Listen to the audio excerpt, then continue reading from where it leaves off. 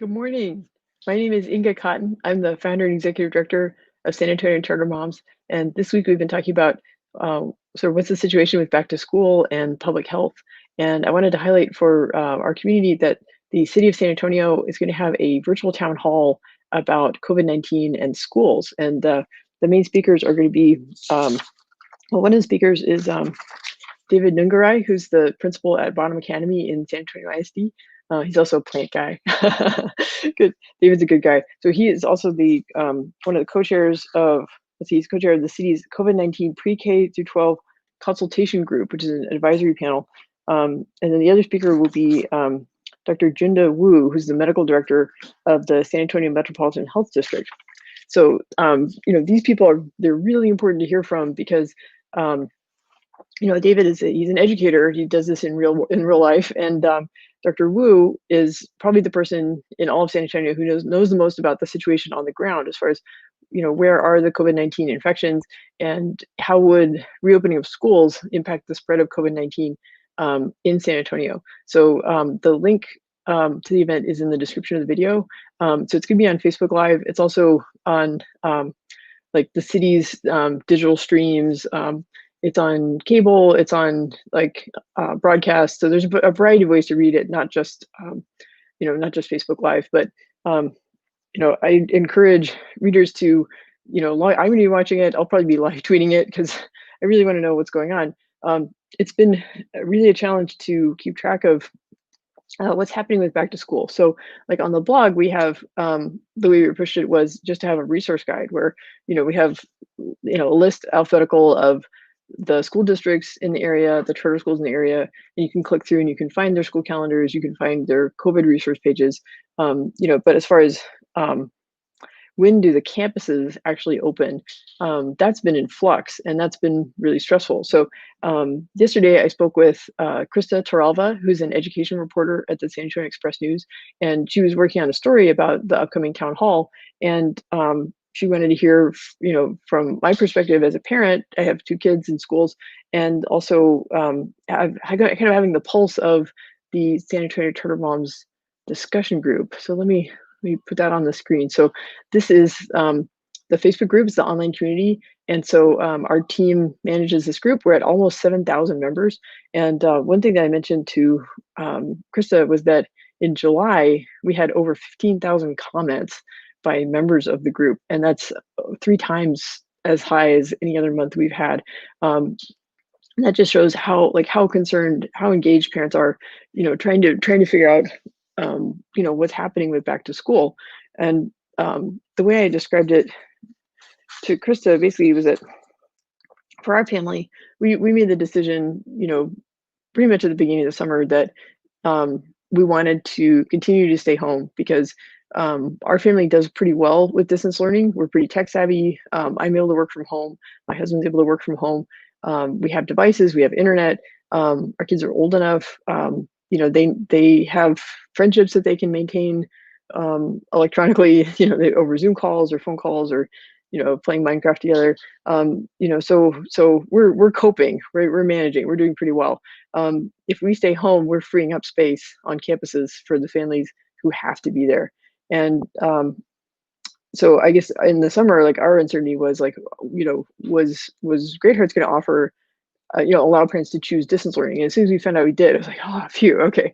So that means I don't have to homeschool, right? I can keep my kids at Great Hearts and get the support of the curriculum and the teachers, but we can continue to isolate. And part of that is because my parents are part of our sort of our pandemic pod, and I feel like I need to be careful and I need to keep my kids socially distanced so that they can continue to interact with the grandparents.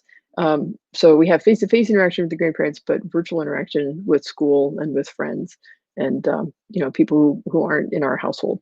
So that's, I feel like we've been kind of, I told Krista we're kind of bystanders in all this, that whether campuses open on August 12th or if they open on September 8th, that doesn't really affect us because we're going to sign up for the entire quarter of distance learning, and then we'll figure it out from there. The people who have really been on the roller coaster are the families who are eager to have campuses open again. And there are lots of valid reasons why families would want this. Some kids, like younger children, it's just really hard for them to get the benefit from distance learning. They need a teacher there supervising them, showing them what's going on. They maybe they engage better face to face. Maybe they need the support of their peers. They need a structured environment of the school day.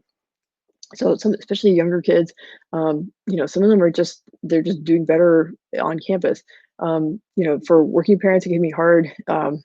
If you have multiple young children who all need help to stay on task, that's really stressful. Um, some kids really miss their friends. They really miss having sports, and they miss like the specials classes, like art, music, and that's what gets them engaged. That's what keeps them involved in school. So that's a loss. It's hard to keep those things going when while doing distance learning. You can't do those things if campuses are closed. Um, and everyone's kind of waiting to see what UIL does about sports.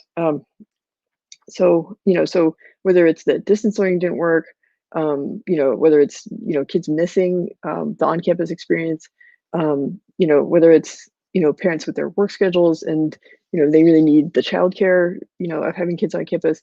So those families have been just on a roller coaster trying to figure out like our school's going to open on time, um, and there's competing guidance from what does the governor say, what does the state attorney general say, what does the Texas Education Agency say, what does the superintendent and the school board say of the local school district, what does the city and the county and the public health authority locally say, and who gets to decide.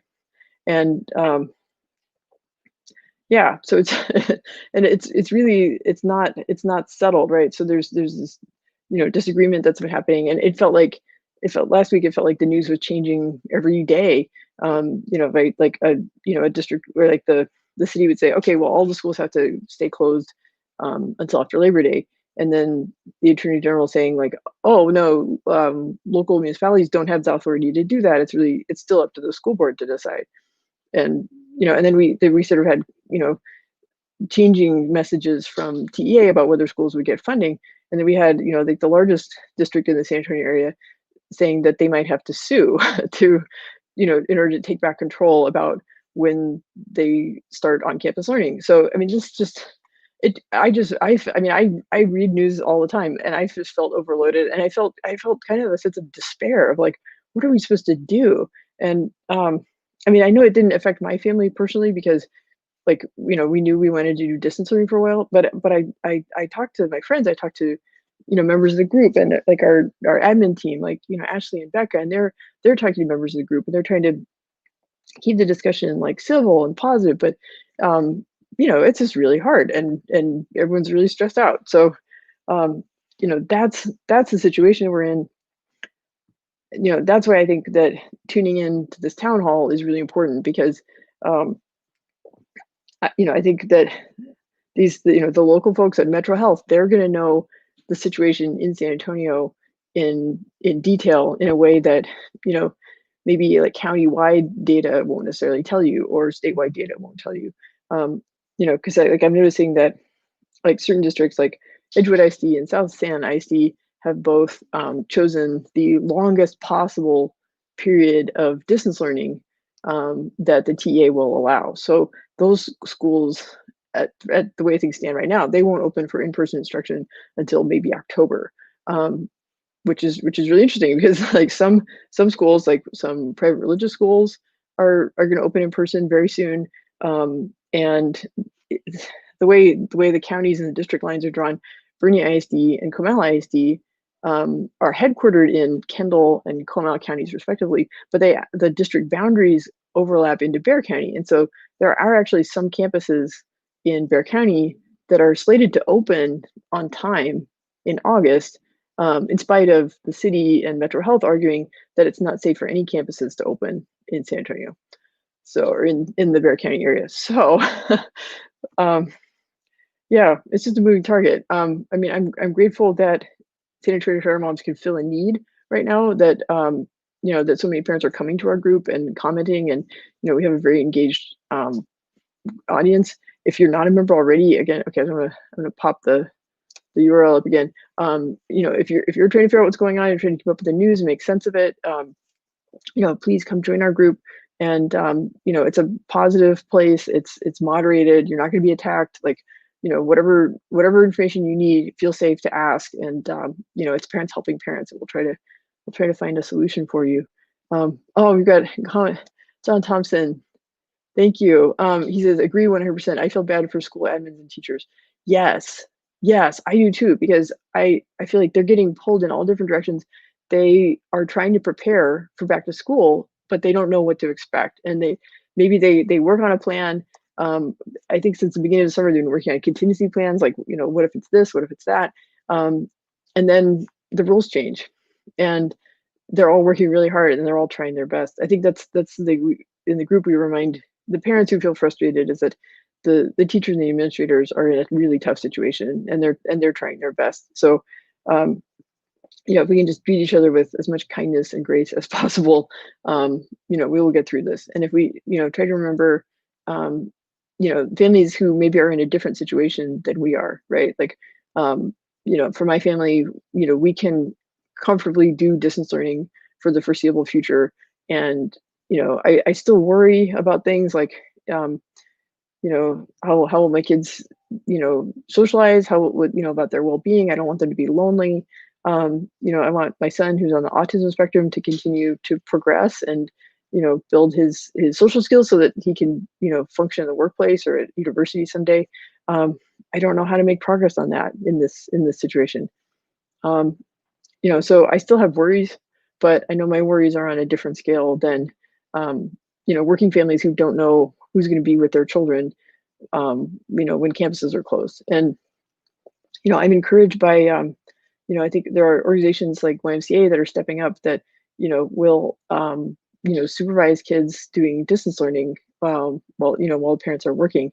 And I see friends organizing, right, if there's a small number of families who've all been careful and have been kind of quarantining themselves, and then they can kind of combine their families into a larger pod, and then share childcare help or share expertise with supervising different subjects in homework. That's kind of organizing from the ground up, and that's how institutions form. And that kind of resilience, that's a good thing. But we need to remember that some people are really struggling. And so, like, give the food bank. Look out for your neighbors. Oh, John's got another comment. It's interesting to see how SPED works in DL. Actually, yeah, that's on my to-do list today.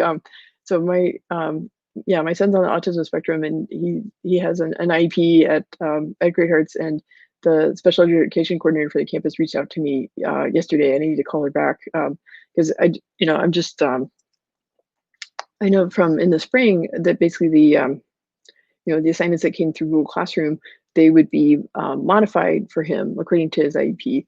And so like sometimes, like, there might be like they would add in page numbers, little hints or prompts, to help him with kind of reading comprehension, like in literature or history, things that would have been challenging or time consuming for him. So yeah, but it's and it some kids are getting tele-evaluations, teletherapies. Um, a friend of mine who does physical therapy, she's been meeting with clients outdoors. Um, you just you just do what you can. It's it can feel really discouraging how disrupted things are, but there are signs of hope, and when people get creative and try to organize um, you know creative new solutions. And that's what I've been keeping my eye out for. And that's something we're going to be reporting on the blog this month is charter school networks that we think are being innovative and showing useful ways to adapt to COVID, and maybe discovering things that they might even carry forward, even once we no longer have to practice so much physical distancing. So that's trying to find something hopeful in all this. So I just want to come back to that. There's a virtual town hall tonight, City of San Antonio Metro Health, Dr. Wu, and then David Nungarai from Bono Academy in San Antonio ISD. And I think this is going to be really worth watching because we'll get more detail about what the situation is in San Antonio, as far as public health, how that would affect school openings, and as you know, um, they said they're working on a set of recommendations, but they want to hear from the community. They want to look at the comments and the feedback during the town hall and see how people are feeling. And so this is your chance to speak up and maybe influence um, how what the public health guidance from City of San Antonio Metro Health will be towards schools. So should be interesting. Let's tune in at 7 o'clock, and then we'll see what happens. All right. Thanks, y'all.